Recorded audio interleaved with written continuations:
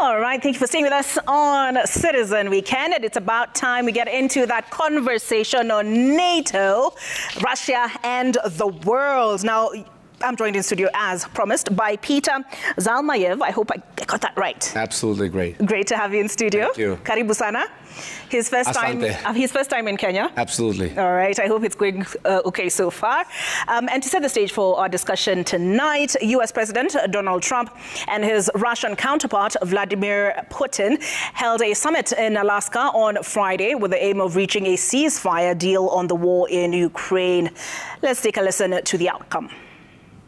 So there's no deal until there's a deal. I will call up NATO in a little while. I will call up the various people that I think are appropriate, and I'll, of course, call up President Zelensky and tell him about today's meeting. It's ultimately up to them. Again, Mr. President, I'd like to thank you very much, and we'll speak to you very soon and probably see you again very soon. Thank you very much, Vladimir. Next time in Moscow. Oh, that's an interesting one. I don't know. I'll get a little heat on that one, but I could see it possibly happening. Thank you very much, Vladimir. And thank you all. Thank you. Thank you. Thank you so much. All right, Peter, a lot of ado was made about the summit held on Friday in Alaska. What were your expectations? Well, my expectations were quite minimal of this, and, you know, above and beyond what really was said or was not said. It was the theatrics, the visuals that really disturbed me and a lot of my compatriots, right? That Vladimir Putin, who's been recognized as essentially, well, charged at least with war crimes by the International Criminal Court, is being welcomed with a red carpet by the U.S. President on American soil, and then having a private ride with Donald Trump in his limousine, the so-called the Beast, is allowed the first word at this so-called press conference where they didn't take any questions. And then the backdrop, right? It made it sound like the two were peacemakers. All of a sudden, you know, Vladimir Putin has transformed himself miraculously from an aggressor and a war criminal to a peacemaker, right? And all of that, and what did America get in return? Absolutely nothing. Vladimir Putin's will regarding Ukraine remains the same. He wants to control all of Ukraine, and all that you're seeing right now are nothing but just maneuverings around the maybe gullible or wishfully thinking American president about what can or will be achieved under Vladimir Putin. All right, and just for the record, if you're wondering how it is that Peter is so comfortable in studio, he's a Ukrainian TV host, and in addition to that, the director of the Eurasia Democracy Initiative. So what I'm understanding you say is that you got the sense, given the optics, that the U.S. was bending over backwards to accommodate Russia. Exactly, and that's Donald Trump obviously is himself a lover of flattery, right? And he bases his decisions a lot of time on how people defer to him, right? Kowtow to him, give him, bring him presents, right? We've seen this parade of world leaders in the Oval Office, and he thinks that he can sort of sweet talk Vladimir Putin into doing something that Vladimir Putin is not really motivated doing. Why would Vladimir Putin stop this war right now? Contrary to all these sanctions and all these other things that the Western leaders think a normal leader would really bend under, right? Like his people are suffering, his economy is not doing great. But Vladimir Putin is a man on a mission, on a historical mission to restore the former Soviet Union in another shape or form, of course. But his thinking is essentially a newer imperialist thinking. For him, Ukraine is a crucial component in this lifelong mission. Don't forget, he's already not a young man, he's 73. And so for the rest of his life, I suspect he will remain obsessed with this idea. But by the very fact that he was in Alaska, he has proposed Moscow as the location of any subsequent meetings, means that he is willing, at least on the face of it, to broker a peace agreement. Well, I mean, listen, he will do it for as long as it takes to kind of drag this out and string Donald Trump along and to prevent him from bringing more sanctions against Russia or giving Ukraine more weapons, right? It's a kind of game he's playing. And what he's getting in return is a meeting with Trump. That means essentially an end to his international isolation. He's meeting with the world's most powerful leader. And then if Donald Trump shows up in Moscow. Imagine what sort of thing that will be, what sort of gift it will be to Putin's propaganda to show these people that, you know, all is well and we're being recognized. And don't forget what Donald Trump said after that meeting. He said that America is #1 and Russia is #2 in world affairs. Well, I say that India and China probably would have an issue with that, you know, classification. All right. But President Zelensky himself welcomed this meeting between Donald Trump and Putin. Well, of course. I mean, Ukraine has to also be seen as not a recalcitrant, but a willing partner in these negotiations. We do not want to invite the ire, the anger of the American side. We rely on America's support, including America's weaponry. And Ukrainians do want peace. It's just that we still haven't seen yet, first of all, anything that's been proposed or was discussed in Alaska. We don't know any details. And so far, whatever the Russian side has offered is nothing short of a capitulation of Ukraine. Whatever the land swaps we're talking about, disarmament of Ukraine, no to NATO, no security guarantees in place of no to NATO, right? And all these things essentially mean the loss of Ukrainian sovereignty, which I have been on this trip to 40 countries in 400 days, telling about people, whoever would listen to me, that this will set off a really bad precedent for the world. Might makes right, and it will rewrite completely the international law and the sanctity of a nation's borders. All right, we saw European leaders rally around Zelensky ahead of the summit. What message did that send to you? The message is that the European leaders know that they're actually on the same continent with Ukraine, and this is their war. And that's a right understanding. Donald Trump, one thing that he has actually said correctly is that, you know, this is not as close to America. America always has these two oceans protecting it, right? From Asian wars, from African wars, from European wars. And so there's been a positive to that, you know, to his brinksmanship. And Europe has woken up to the reality that they have to start, you know, helping Ukraine. Otherwise, if Ukraine falls, the work will come to their very doorstep. And imagine how many more million Ukrainian refugees will flood European borders. Already you have 5 to 6 million Ukrainians living outside of Ukraine. You're going to be talking many more millions if Ukraine is allowed to fall. All right.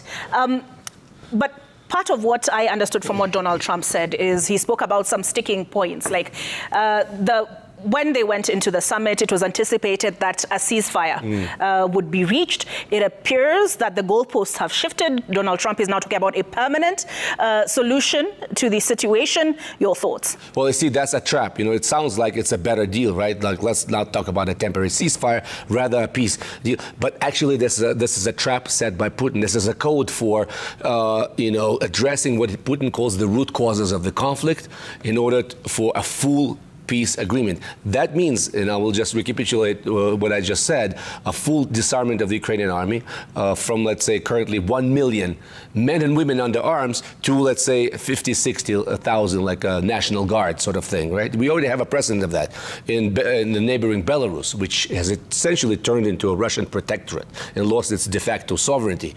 And it's a very similar situation here.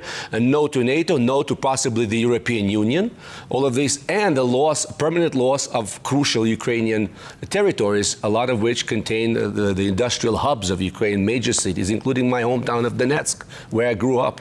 Putin now wants Ukraine to voluntarily leave the territories it currently still controls, you see?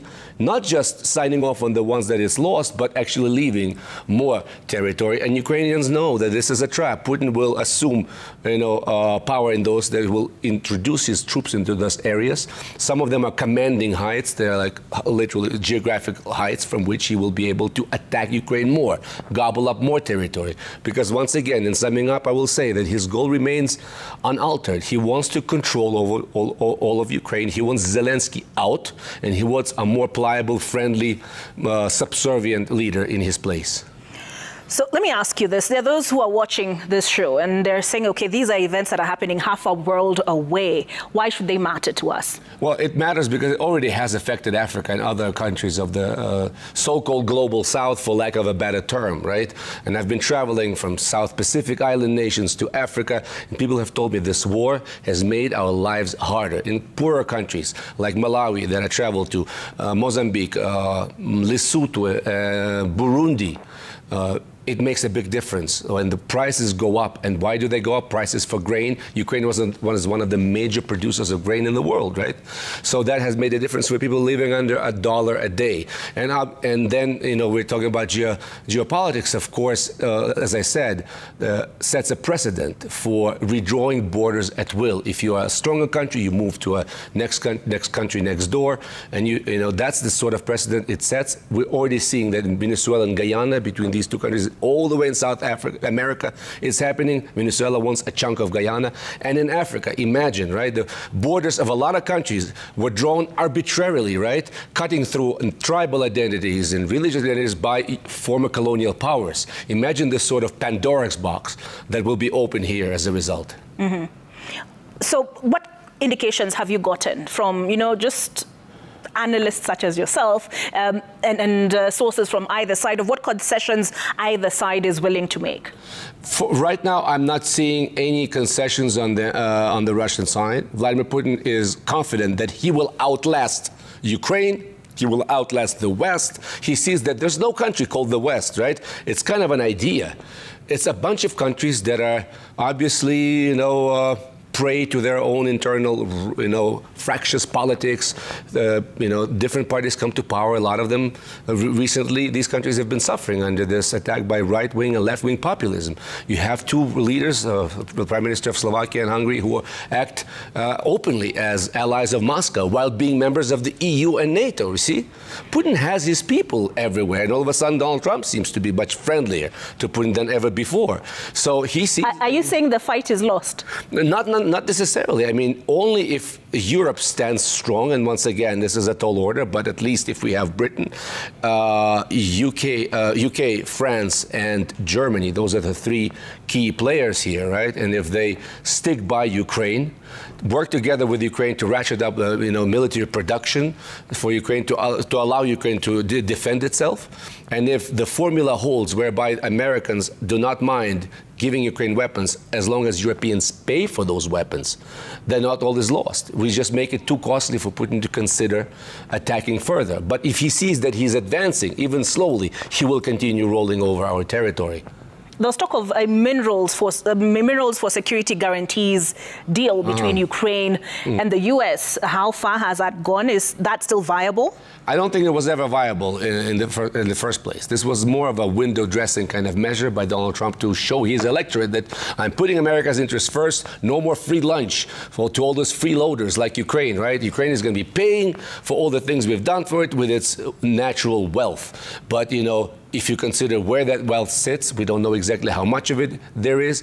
And a lot of it is probably in those occupied territories currently occupied by Russia. So in a way, Donald Trump, by entering into these negotiations in a kind of very hasty manner, he may be undercutting his own deals with Ukraine. If he allows Putin to get away with the theft of Ukrainian land, that means much less, you know, much fewer minerals for America, because a lot of it is in that industrial eastern part of the Donbass, once again, my homeland, you know. So that is the sort of the conundrum, and it will take years to prospect and to fully develop this. So it's a non-starter. We thought initially that would be a kind of guarantee that if America does business with Ukraine, that will prevent others from hostile intentions, right? But it's never worked like that ever in the history of the world before.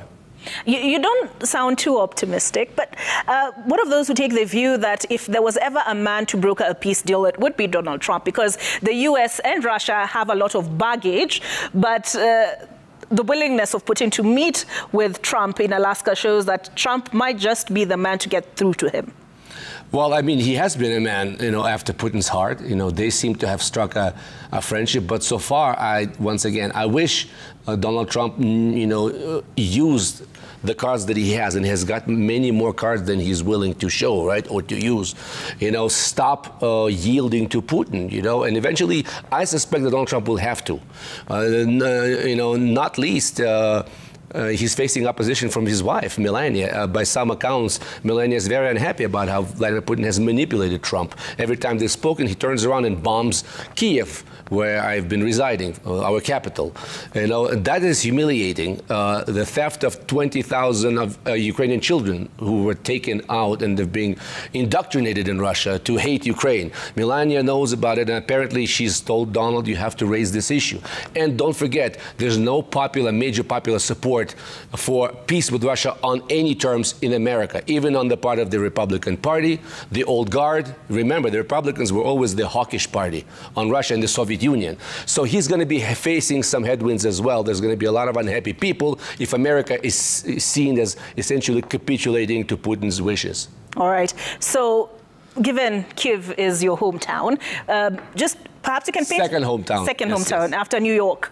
Well, third then. After Donetsk, my first, then New York, then Kiev. Then Kiev. Yes. All right. So perhaps you can just tell us from Ukraine, the Ukrainian residents' perspective, what the true cost of this war is. The recently convened financial conference, international financial conference, on that very topic, rebuilding of Ukraine, put that estimate at one. It's unheard of. We don't even. Most people don't even know how many of zeros that is. $1 trillion. $1 trillion is $1,000 billion. It's an astronomical sum, and that's another bone of contention, right? Who's going to be paying for it? I think the fairness of it tells you that Russia would have to pick up the bill. And currently, Europe and U.S. are controlling $300 billion US dollars in Russian frozen assets sitting in banks, frozen.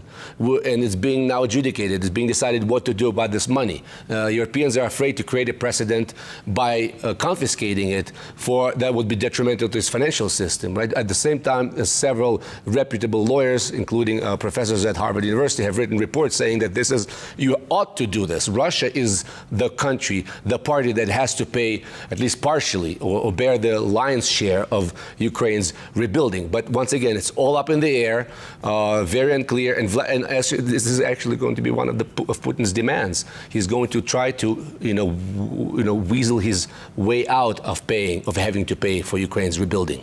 All right, so I will have to bring the conversation to a close at this point, but thank you for joining me tonight. We've been joined by Peter Zalmayev, and he is the director of the Eurasia Democracy Initiative. Asante. I was about to say institute. Initiative, and he's also a Ukrainian TV host. Yes. Thank you for being in studio with us this evening, and enjoy the rest of your stay in Kenya. All right, we take a break, but Citizen Weekend continues on the other side.